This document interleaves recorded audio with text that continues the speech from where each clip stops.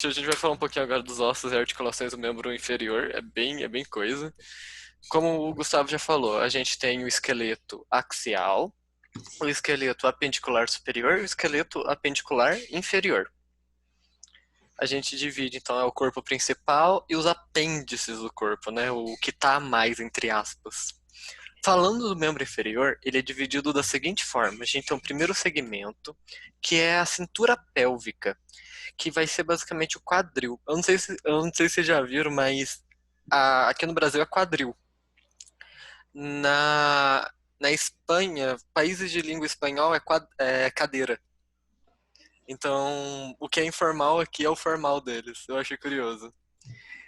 Aí a gente vai ter a coxa, a gente tem a região da perna e a gente vai ter a região dos ossos do pé. São essas as quatro divisões que a gente vai tratar. Como a gente tem quatro divisões, a gente vai ter três articulações. Geralmente é um número a menos.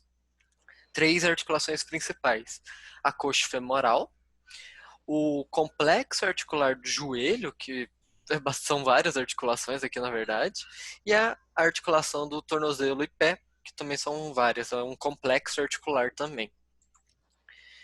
Beleza, vamos falar um pouquinho da bacia. A, a bacia que a gente chama o quadril, o certo é quadril, é basicamente a pelve. Então, a pelve tem vários nomes. Tem vários nomes. A pelve é um arcabouço ósseo com diversas funções. Arcabouço é o que? É um conjunto de ossos. Então, é um arcabouço ósseo com diversas funções. Tem função de suporte de peso, tem função de transmissão de peso e tem função de proteção. Suporte de peso que ele aguenta o que está acima, ele transmite para o que está abaixo. E ele é composto basicamente por três ossos. Os ossos do quadril, os ossos ilíacos. Pode chamar, pode-se chamar isso aqui de osso ilíaco, mas eu acho que confunde às vezes com ilho, mas é bom saber. Osso do quadril é o que mais usa, mas o ilíaco seria o mais certo, teoricamente. Então a gente tem os dois ossos ilíacos lateralmente, e a gente tem posteriormente o sacro, que faz parte do esqueleto axial, não do membro inferior. Então, esses ossos vão formar realmente uma bacia, e ela é falada que é uma bacia protetora. Literalmente, é como se estivesse revestindo. E o que que ela reveste? Ela vai revestir os órgãos abdominais, que estão aqui na porção mais superior, e também vai revestir alguns órgãos que a gente chama de órgãos pélvicos, que estão aqui na região mais abaixo, os órgãos pectíneos. Aí aqui embaixo a gente vai ter, por exemplo, os órgãos tanto aparelhos do reprodutor masculino quanto o feminino. Ah, e é sempre bom a gente lembrar as diferenças anatômicas entre o homem e entre a mulher. A pelve feminina, ela é mais achatada, então ela é mais, ela é menor na altura, ela é mais achatada em questão de altura e é mais alargada aqui no diâmetro. O masculino é o oposto. E essa função é basicamente exatamente para poder suportar o peso de um feto, o peso do bebê. Outra diferença importante, o arco púbico. O que que é o arco púbico? É essa região aqui, ó. Essa região. Na mulher, o ângulo do arco púbico é maior, é grande. No homem, é menor. O arco púbico, ele é mais fechado. Isso daqui é útil para quem trabalha em ML, que recebe às vezes ossada e tem que diferenciar. Tipo, você recebeu uma ossada, você tem que tentar descobrir a história daquela ossada pelo que você tem. Então, pelo arco púbico, você já determina se é homem ou se é mulher. Então, já é uma facilidade. Então a gente vai falar agora um pouco mais do osso ilíaco. Ele é dividido em três ossos. Essa divisão ela é embriológica, porque quando a gente era embrião, você tinha uma porção aqui, uma porção aqui, uma porção aqui. Mas conforme a gente vai crescendo, eles se fundem. Só que a gente continua com essa divisão, que é uma divisão mais didática. Mas ela é importante mais para você conseguir diferir, para facilitar a questão de estudo mesmo.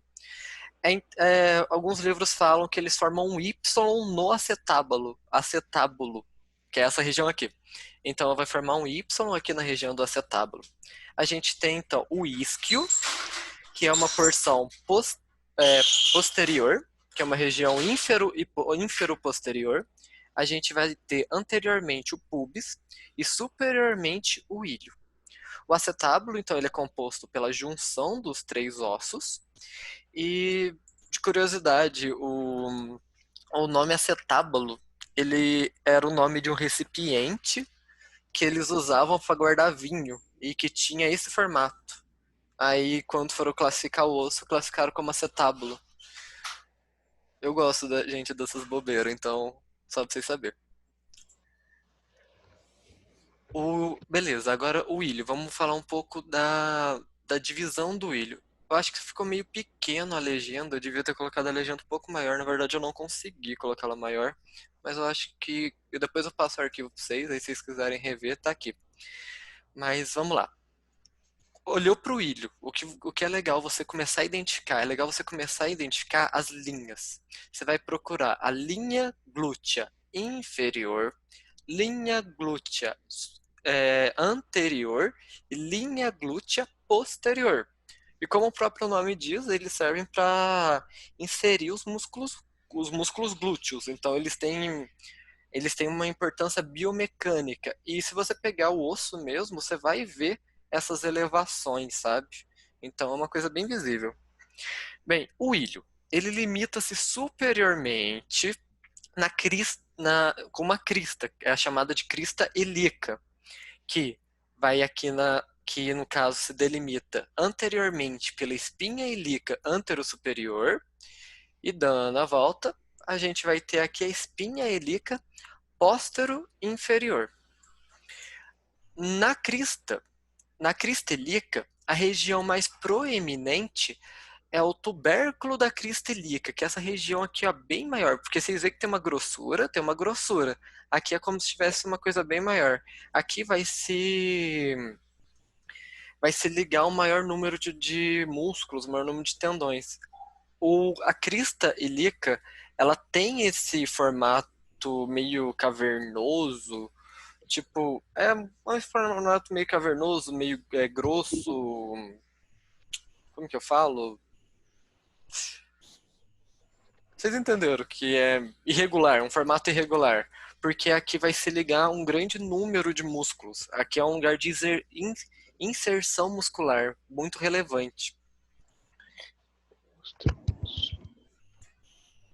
Tanto a espinha ilíaca antero-superior quanto a espinha ilíaca póstero-superior, ela é palpável em pessoas mais magras. Então é possível palpar. E dependendo da pessoa, dá pra você seguir com a mão pela crista ilíaca. Dá pra sentir certinho essa região, dependendo. Beleza. Inferiormente, aqui, a gente vai ter a espinha ilíaca póstero-inferior. Então, póstero-superior, póstero-inferior. Aí no lado contralateral, indo para o lado oposto, a gente vai ter a espinha ilíaca antero-inferior. Póstero-inferior, antero-inferior. É só pegar a região. Aqui na parte posterior, a gente vai ter essa grande abertura, que é chamada de incisura isquiática maior. Ela vai finalizar em uma região pontiaguda, que é chamada de espinha isquiática. Eu esqueci de pôr o nome aqui, mas no próximo slide vai estar. É chamada de espinha isquiática. E qual que é a função dessa espinha? Ela serve para a exersão de um ligamento. É um ligamento que eles chamam de sacroespinhal. Por isso que acaba que ele fica muito pontudo, porque puxa bastante. O ligamento sacroespinhal, ele meio que vai fazer tipo um arco aqui, com outro ligamento, e vai fazer vai delimitar um orifício, que é chamado de forame isquiático. E nesse forame isquiático vai passar nervo ciático, músculo piriforme. Então, sempre que olhar para o osso, pensar quais músculos que inserem, quais ligamentos que estão naquele lugar, porque é isso que justifica o formato de se justifica o formato do osso, porque o osso ele vai tendo uns acidentes ósseos exatamente pelo que se insere nele, né? Beleza, então abaixo aqui, ó, Abaixo da, meu Deus, espinha, a gente vai ter aqui a incisura esquiática menor. Então, incisura esquiática maior, incisura esquiática menor. Na menor também vai passar alguns nervos, vai passar alguns vasos, que trabalha ali geralmente na região pectínea, como nervo obturador, eu só lembro dele. Aí seguindo aqui, agora a gente vai falar um pouco do isco, aqui ó, a espinha esquiática e a incisura esquiática menor, que eu esqueci de pôr. O que que a gente olha? A gente vai ver o corpo do isquio, que é a maior parte do isquio, não tem muita coisa para falar sobre isso. Mas aqui a gente vai ter essa região que é bem legal. Aí a tuberosidade isquiática. É realmente, é uma parte bem grossa, uma parte robusta que os livros descrevem. E ela serve para inserção de músculos como o isquiotibiais. E o legal é que é o seguinte, quando a gente se senta, a gente está sentando basicamente em cima do tuber isquiático. Então essa é a região que a gente apoia quando está sentado. E isso colabora para ele acabar tendo um formato bem regular, já que tem também inserção de muito músculo. Então é bem legal pensar assim. Ah, beleza. Abaixo, ó, seguindo aqui, a gente vai ter o ramo do isquio. O ramo do isco ele vai encontrar com o ramo do pubis, que é esse daqui, então o ramo do isco e o ramo do pubis. E o que, que vai acontecer? Esses dois ramos vão formar um piso, que é chamado de piso do forame obturador. A gente tem o forame obturador. Se tem piso, tem um teto. O teto é o acetábulo. O... Isso daí é só uma divisão que fizeram, mas o forame obturador ele é muito importante, porque nele vai passar diversos nervos, diversos vasos. Ele tem uma função que analisam como funcional, que é tipo assim, se aqui tivesse osso, é que assim, ele poderia ser um osso fechado e ter só uns forame para passar os nervos, os músculos. Mas, como ele é aberto, ele diminui bastante o peso da bacia. Então, ajuda o fato ajuda a bacia a ser um pouco mais leve, não ter osso aqui. E por que que chama de forame obturado? Porque tem uma membrana que obtura ele, que fecha ele. É a membrana obturatória.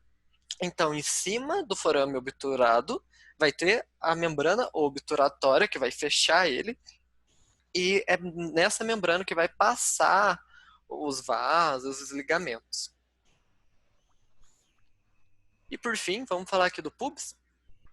Aí a gente tem o ramo púbico inferior e a gente tem o ramo púbico superior. O interessante é o seguinte, o ramo púbico inferior e o superior se encontram e quando eles se encontram, eles formam a crista obturatória, que é essa região mais proeminente aqui. Essa a crista, ela termina aqui, ó, no tubérculo púbico, vai terminar nessa região, e só que ela é um pouco mais visível no outro corte, quer ver? Aqui, ó, nesse corte. Aqui, ó, o tubérculo púbico. Ele é mais proeminente nessa região. Então ele marca o fim da crista. Abaixo do tubérculo, a gente vai ter a face sinfisal. A face sinfisal ela vai ter uma cartilagem que vai formar, que é a sínfise púbica. Então, é a face sinfisal que vai ter a cartilagem que vai encontrar com a outra, com outro ilho, com outro osso do quadril. O legal dessa cartilagem, não sei se é legal, mas é uma curiosidade. Na hora do parto, parto normal, depender em algumas mulheres, a cartilagem sinfisal ela meio que se rompe, ela se abre para o bebê poder passar. Na verdade, na hora que o bebê tá passando, força tanto que meio que rompe. Aí ela fecha e ela se cicatriza.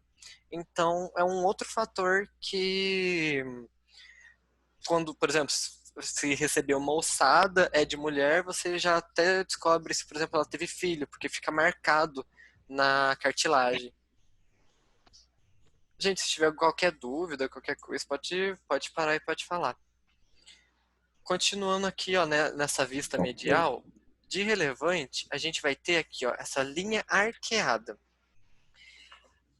Eu acho meio confuso, mas uma divisão que eles fazem, mas é o seguinte: o que está abaixo da linha arqueada, eles consideram como pelve verdadeira. O que está acima, eles consideram como pelve falsa. Eu não sei por que dessa divisão. Eu procurei, mas eu não achei.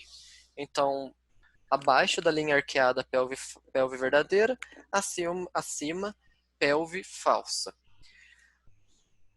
Então, acima da linha arqueada, a gente vai ter essa região aqui, ó, que é bem lisinha quando você pega no osso de verdade, é bem legal. Lá na faculdade tem bastante, que é a fossa ilíaca, ou asa do ilíaco. Acho que fossa ilíaca eu acho mais fácil.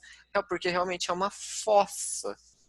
E nessa fossa vai ligar bastante músculo, vai ligar o músculo ilíaco, ele vai juntar com pessoas e vai formar o músculo ilho-pessoas nessa região.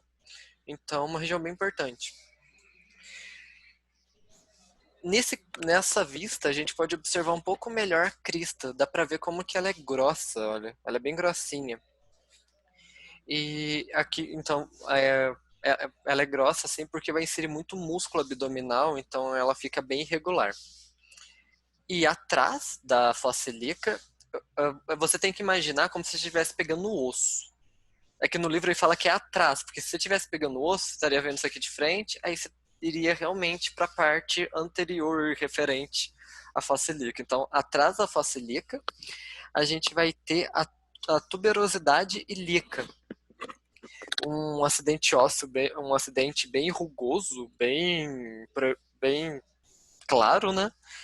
Ele é desse jeito porque vai ligar um complexo ligamentar do sacro, que é bem forte, e vai manter a ligação com o sacro posteriormente. Então aqui é uma região que vai meio que ajudar na ligação entre as duas pelvis, se você for parar para ver. Abaixo a gente vai ter o quê? A gente vai ter essa face, que é chamada de face articular, e eu esqueci de pôr o nome. Esqueci de pôr. Mas ó, aqui é a face articular. A face articular, ela é dividida em dois braços. Eles consideram, deixa eu desenhar que eu acho que fica mais fácil. Eles consideram essa região aqui como um braço superior e essa região aqui como o braço inferior. O braço superior, ele é dito como o braço menor e o braço inferior é dito como o braço maior. Visualmente eu não vejo muito, mas essa é a divisão. Acho que dá para ter uma noção. Isso aqui é um pouco mais longo, eu acho que é mais nesse sentido. Ô, Lucas, Diga, é face auricular, só pra falar. auricular? Aham. Obrigado. Aí, basicamente, a face auricular, ela vai estar nessa junção entre os dois ossos e vai permitir alguns pequenos movimentos. Ela não é fixa, ela permite alguns movimentos de rotação, um pouquinho, são leves, mas permite, e também permite o tipo assim, uma abertura. E esses movimentos de rotação, essa leve rotação, essa leve abertura entre os ossos ilíacos, permite, por exemplo, permite que a mulher carregue o feto durante 9 meses. Então, durante a gestação, a mulher vai sofrer algumas alterações nesses ossos, exatamente para permitir, para sustentar, para dar força para poder carregar. É com você, Thiago. Boa noite, gente. Eu vou começar um pouquinho sobre o fêmur agora. E a gente tem que começar a entender o fêmur, primeiramente, na divisão dele, que é na parte superior, na extremidade superior, ou epífise, que a gente chama, epífise proximal. A gente tem a cabeça, o colo e depois o corpo. Deixa eu só ver qual imagem que tá aqui, peraí. Não tá passando não, França. Calma aí. Passa aí pra mim. Aí, olha lá. Então a gente tem a cabeça, o colo e a parte embaixo aqui que vira o corpo. Nessa imagem, a gente vai ressaltar a fóvea da cabeça, porque ela é como se fosse um orifício que na outra imagem vai dar para ver melhor, mas nela entra o ligamento da cabeça do fêmur, que é principalmente para fixar o fêmur no acetábulo e também tem entrada de uma artéria que eu vou falar depois. Tem o próprio colo do fêmur, que ele é parte da sustentação. O ângulo dele, geralmente, é de 115 a 140 graus e varia de acordo com a altura da pessoa e a idade, que vai variando. E depois dos acidentes ósseos, que são muito importantes, como eles já falaram, que eles são moldados a partir da inserção de ligamentos ou tendões. Tem o trocânter maior e o trocânter menor. Essa parte, vocês estão vendo minha seta? Acho que sim, Thiago. Olha lá. Dá pra ver sim. O trocânter maior, ele é a inserção do músculo ilio-psoas, que o Francis tinha falado, que a origem dele é na parte da bacia, e a inserção dele é aqui no trocânter maior.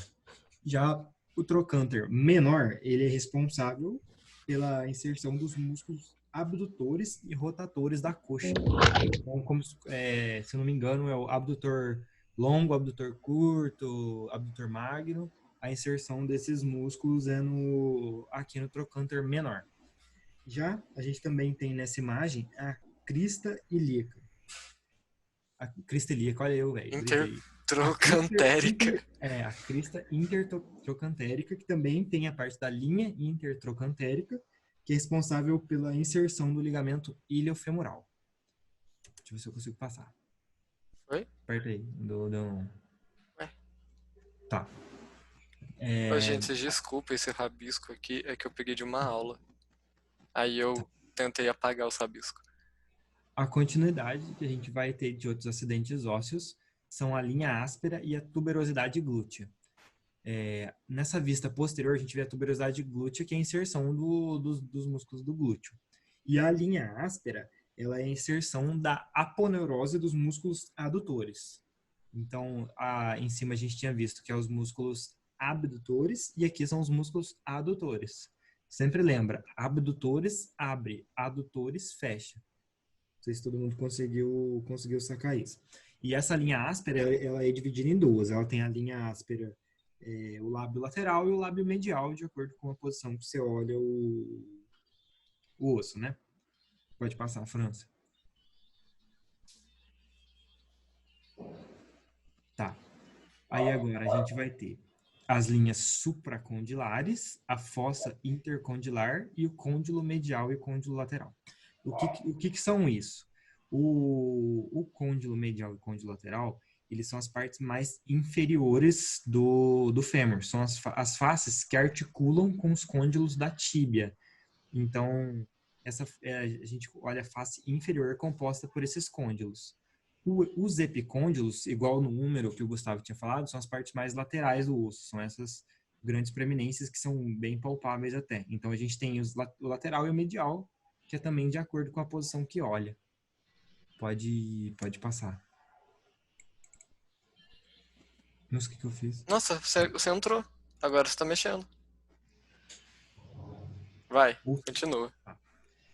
Agora a gente vai começar a falar um pouquinho da articulação coxofemoral, como a gente já tinha falado do fêmur em si.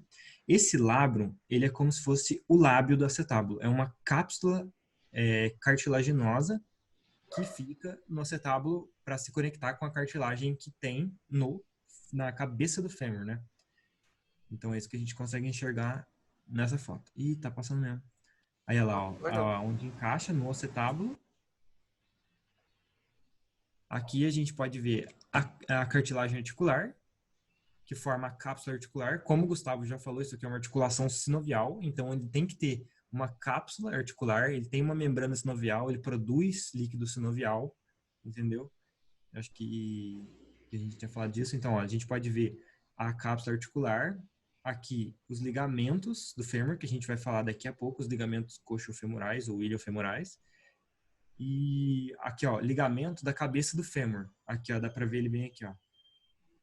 Calma aí que tá tocando um celular aqui em casa. Ô, Thiago, volta rapidinho. Deixa eu voltar. Bloqueei o Mais áudio aí, rapidão. Como é que bloqueia o áudio meu? Não sei como que eu te bloqueei agora, não. Não apertei o botão errado. Apertei o ESC errado. Tá bom, vamos lá. Para que era pra voltar, França? Aqui, ó, rapidinho.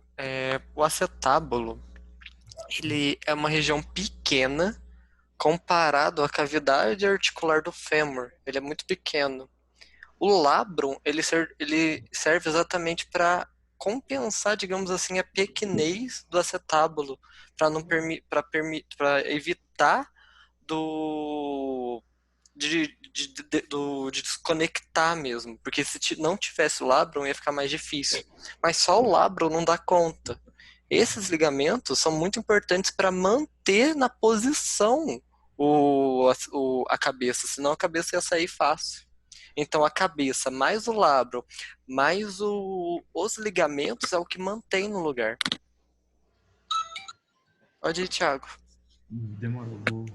Tá. Deixa eu pôr o Aqui negócio a aqui gente pra você. vê, olha, o lábio do acetábulo, que a gente já tinha falado, que é uma cápsula cartilaginosa. A gente tem a membrana sinovial, que é o conjunto de células ali que fazem a produção da sinóvia, né, que é o líquido que fica lá dentro. Aqui a gente tem o ligamento da cabeça do fêmur. Ele aqui entra naquele buraquinho que a gente chamou de fóvea. E dentro desse ligamento também, do fêmur, passa uma artéria, que é o ramo acetabular da artéria obturatória. Então, a gente tem a artéria obturatória, que vem lá por dentro do quadril, e esse ramo, ele vem aqui para irrigar a parte da cabeça e colo do fêmur, né, na verdade. Deixa eu ver, peraí, não passou não. Clica na tela aí. Oi? Foi. Tá, aí agora, como outra parte de sustentação que a gente tinha falado, que tem os ligamentos que ficam externo, né, a esses ossos, e a gente tinha até falado do ligamento iliofemoral, que ele faz até a inserção na parte do trocânter maior, e ele tem uma parte de inserção também na crista intertrocantérica, mas a gente vai ver numa próxima imagem. Aí tem o ligamento isquiofemoral, também aqui por fora, que também tem inserção aqui no trocânter maior. Uns 10 minutos para desligar aí. Tranquilo, vai lá. Ah lá, ó, aqui dá para ver bem, ó. Aqui a linha entre o trocantérica ligando o ilho-femoral e o trocânter maior também, ó. Dá para ver. Aqui ele só está mostrando a espinha ilíaca anterosuperior e a espinha ilíaca anteroinferior, que o Francis já tinha falado muito bem. E isso aqui é uma bolsa ilipectina. Essas bolsas, elas contêm líquido meio que para lubrificar a articulação, assim. E elas podem até inflamar, que você já deve ter ouvido falar de bursite. Então, pode dar bursite nesse local também. Essa bolsa em específico, ela evita o atrito entre a ilha femoral e o ligamento pubo-femoral. Evita o atrito das duas. E esse ligamento pubofemoral, ele liga a parte do pubis até o fêmur, né? Você junta os dois nomes. Aí agora a gente vai classificar ela. Ela é uma sinovial, né, que a gente tinha falado, porque ela tem toda aquela cápsula articular, ela é esferoide. Por que ela é esferoide? Porque ela tem a articulação em vários planos de movimentos. Ela é multiaxial, que já está escrito aí embaixo, então ela faz vários planos. Ela é uma diartrose. Então, o que significa ela ser uma diartrose? Já significa que ela é sinovial e que ela é móvel, entendeu? Diferente de algumas outras que o Gustavo tinha falado, que são as anfiartroses, que elas são cartilaginosas e são semimóveis, e as sinartroses, que são fibrosas e são imóveis, que nem as, por exemplo, as do crânio. Então, a gente tem essas três classificações, as sinartroses, anfiartroses e as diartroses, que é o caso desse do fêmur aí, da coxa femoral. Aí agora, a gente tem alguns exemplos de movimento que podem ser realizados. Então, realiza flexão, extensão, abdução. Eu sempre lembro do B, é abrir. Então, realiza abdução, adução. Então, é uma articulação que realiza uma ampla gama de movimentos. Olha lá, rotação externa, rotação interna. Tá, agora a gente vai falar um pouquinho só sobre a patela. Esse aqui é o ossinho patela que fica, tipo, que é o que a gente vê, né, no joelho, na parte da frente. A gente tem o ápice, a base, faltou aqui a base, e a gente tem a face articular. A face articular é o que fica meio que quase junto com a parte do fêmur.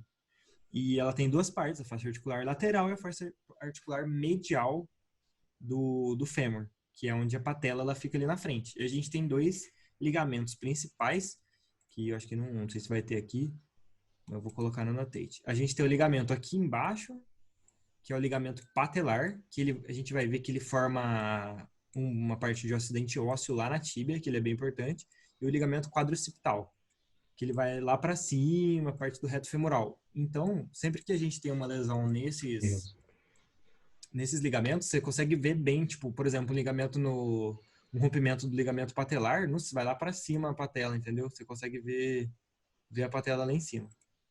Tá, pode passar mesmo. Agora a gente vai falar um pouquinho da tíbia. Uma parte muito importante para a gente entender a tíbia é a tuberosidade da tíbia, porque a gente consegue ver a posição, a tuberosidade de um maléolo, né? Que é o que a gente busca para ver posição. A tuberosidade da tíbia é o que eu tinha falado, onde fica a inserção do ligamento patelar. A gente tem os côndilos, né? Que eu tinha falado anteriormente, onde articula os côndilos do fêmur, que são aqueles grandões. A gente tem o corpo da tíbia e, que a gente tinha falado, o maléolo medial. Tentei passar aqui, vamos ver se vai. Tá.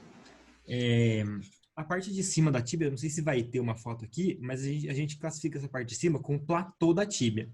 E esse platô, ele é dividido, os dois côndilos, num negócio que chama eminência intercondilar. Deixa eu ver se tem alguma outra foto, depois eu volto. Aqui, ó. Aqui tá bom, ó. Então, isso aqui... Deixa eu fazer uma annotation. Meu negócio tá na frente da tela pra vocês aí, não? Oi? Aí. Aqui, ó. Isso aqui é o platô da tíbia. Aqui são os dois côndilos. E os dois côndilos, eles são divididos pela eminência intercondilar. Essa eminência intercondilar, ela tem dois tubérculos, que a gente chama de tubérculo intercondilar, que tem o medial e o lateral. Aí você olha de acordo com o maléolo. O maléolo, ele sempre fica do lado medial, então significa que essa aqui é uma vista posterior. Então, se é uma vista posterior, medial, o medial é desse lado. Então, tem a tuberosidade medial aqui e a tuberosidade lateral da eminência intercondilar. Deixa eu ver o que mais que tem aqui importante falar. A linha do músculo sóleo, que o músculo sóleo fica aqui atrás, que é a famosa... fica atrás da panturrilha, que é o gastrocnêmio, a panturrilha. Fica atrás da panturrilha. Margem interóssea, que é onde fica a membrana interóssea, que se liga com a fíbula. O forame nutrício, entre uma artéria que chama artéria principal. Ela vai parte da extremidade proximal do osso para a medula também, para fazer irrigação. Acho que de importante nessa imagem era isso. Deixa eu passar esse tempo. Tá. Agora a gente vai falar um pouquinho da fíbula. Ela tem bastante coisa, mas o principal que vocês têm que saber é cabeça, corpo e maléolo, entendeu? Então, sempre a fíbula, ela vai ter o maléolo lateral, porque sempre o maléolo medial vai ser parte da tíbia. Ela tem a cabeça e o corpo. O colo da fíbula, ele é bem pequeno, entendeu? Então, geralmente, o povo nem coloca. E o ápice é bem a pontinha dela, onde ficam alguns ligamentos que ligam ela diretamente à tíbia. Para a gente começar a articulação femorotibial, a gente tem que saber que o quê? A fíbula, ela não tem relação direta com o fêmur. Então, ela não apoia sobre o fêmur. Tem um ligamento aqui, que é o colateral lateral, mas não tem ligamento direto. Porém, a fíbula tem importante papel de inserção de músculo, inserção de ligamentos, mas ela não tem papel na sustentação. O que a gente consegue ver aqui, principalmente, tem o ligamento transverso, que é esse aqui, ó. E a gente tem os dois meniscos, que é o quê? Eles evitam que os côndilos do fêmur fiquem diretamente nos côndilos da tíbia. Então, por isso que tem os meniscos. Geralmente, bastante atleta rompe, igual os cruzados, que eu vou falar já já. A gente tem aqui também dois ligamentos que são importantes no joelho, que é o cruzado anterior e o cruzado posterior. O cruzado posterior, ele sai, calma que deu engasgado aqui. Ele sai da parte anterior do côndilo medial do fêmur e vai até a parte posterior do côndilo lateral. Então, significa que ele veio da parte média para a parte lateral e indo de frente para trás. Já acontece ao contrário com o ligamento cruzado anterior. Por quê? Porque ele sai da parte do côndilo lateral do fêmur e vai até o côndilo medial da tíbia, cruzando, entendeu? Vindo mais da parte posterior até a parte anterior. Pode passar, França. Tá. Aqui é uma porrada de articulação, de ligamento para formar a parte da cápsula articular. O que seria mais importante aqui, a gente saber? O colateral fibular ou colateral lateral, que a gente fala, que eles são os ligamentos que seguram para não acontecer o que a gente chama de valgo e o varo excessivo, mas numa outra foto eu vou explicar melhor para vocês. E o ligamento colateral tibial, que também são muito importantes para a sustentação do nosso joelho, né? Então, vamos falar de novo dos ligamentos principais que a gente precisa saber do joelho. Essa aqui é uma visão posterior. Por quê? Porque a gente está vendo a parte de trás dos côndilos do fêmur e a gente está vendo, aqui tá vendo? Não tem a tuberosidade da tíbia, entendeu? Então, a gente vê que essa aqui é uma visão posterior. Os ligamentos principais que a gente precisa saber, que nem eu disse, são o colateral lateral. Por quê? Porque ele é lateral, porque está na fíbula e a fíbula fica para fora. E o colateral medial. E eu disse para vocês que eles evitam o varo excessivo e o valgo excessivo. Então, o colateral lateral, ele evita o varo excessivo. Por quê? Porque se rompe esse aqui, todo o peso vai ficar para cá. Então, a perna da pessoa vai acabar abrindo.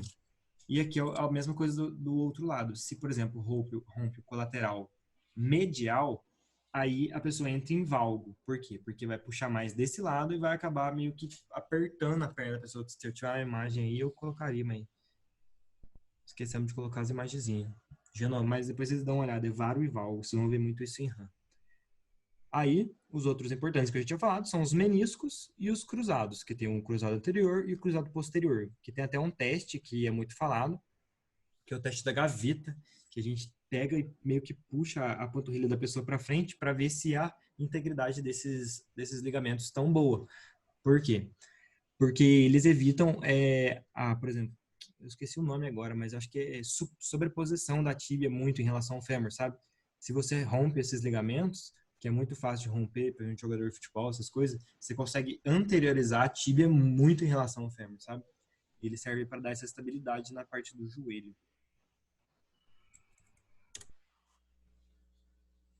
Tá, aqui a gente consegue ver melhor, ó, do menisco medial, menisco lateral, os colaterais laterais e colateral medial, entendeu?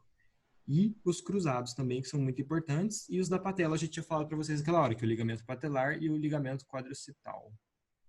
Tendão quadricipital. Olha lá, ó, aqui uma visão para a gente ver, ó, cruzado anterior, cruzado posterior, os dois meniscos.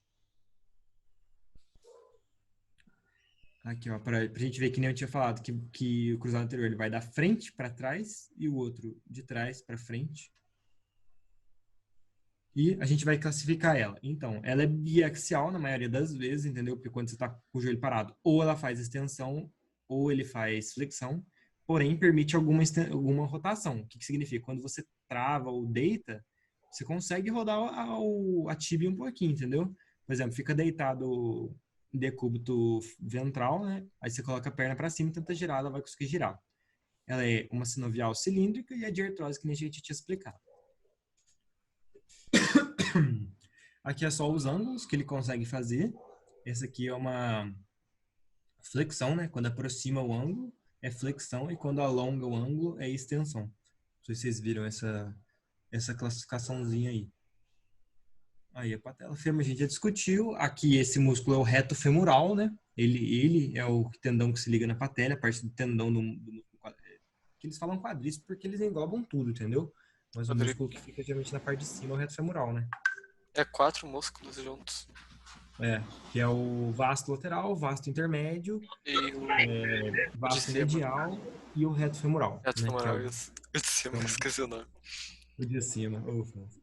Não foi mal. Deixa eu ver, tem uma coisa importante nessa imagem aqui, França? Tem, pra caramba. Isso aqui, olha. O que corpo essa de imagem peso? traz pra gente? Essas bolsas. Tá vendo essas bolsas aqui, ó? A bolsa suprapatelar? O que acontece? Além da cartilagem para evitar atrito, o joelho tem várias bolsas para ajudar a evitar o atrito, exatamente para fazer um amortecimento. Aí a gente tem aqui, ó, em cima da patela, suprapatelar.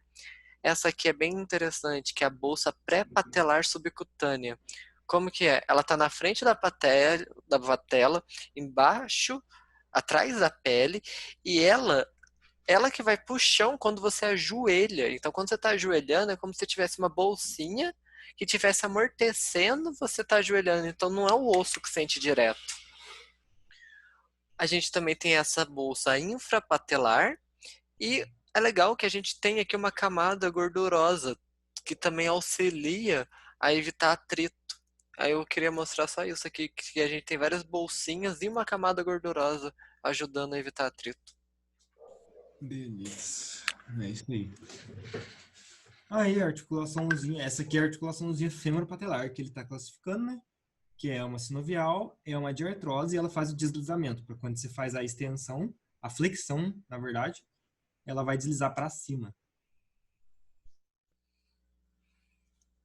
A patela Aqui, pode ir para os lados também. por isso que dá para ir pro lado mesmo, aí tem que voltar no lugar, mas Tem temos que gente interromper. que o côndilo é pequeno, aí sai. Então, aí agora a gente vai falar da articulação, ou foi uma a mais. A fíbula, ela é de encontro com a tíbia em duas partes. Então, ela tem a parte proximal, que ela entra em contato, e a parte distal, né? Ou não passou, não. Tá. Aí aqui a gente pode ver o quê? Ô, França. Vai você. Tá. Aqui a gente pode ver o ligamento colateral fibular ou lateral, que a gente até tinha falado. E aqui, ó, tá vendo bem aqui, ó? E aqui é o tendão do bíceps da coxa, que é o bíceps, ele tem a cabeça longa e a cabeça curta. É bíceps femoral, se eu não me engano, né? A gente chama de posterior de coxa. Aí, esse ligamento anterior da cabeça da fíbula, que eu tinha falado para vocês, que o importante é saber cabeça da fíbula e ápice. Então, tem esse ligamento anterior da fíbula. O ligamento patelar a gente já falou, aqui tem o ligamento colateral medial que a gente já falou, cruzado a gente já falou, ligamento cruzado posterior a gente já falou. O trato iliotibial, ele vem lá do ilho, ele desce por todo o lado da sua coxa, da face lateral da coxa e insere aqui, ó, na parte da fíbula, na parte da tíbia. Tá. Essa foi a proximal. E agora a distal, a gente tem o tibiofibular anterior. E aqui dá para ver os malelos, que eu tinha até falado para vocês.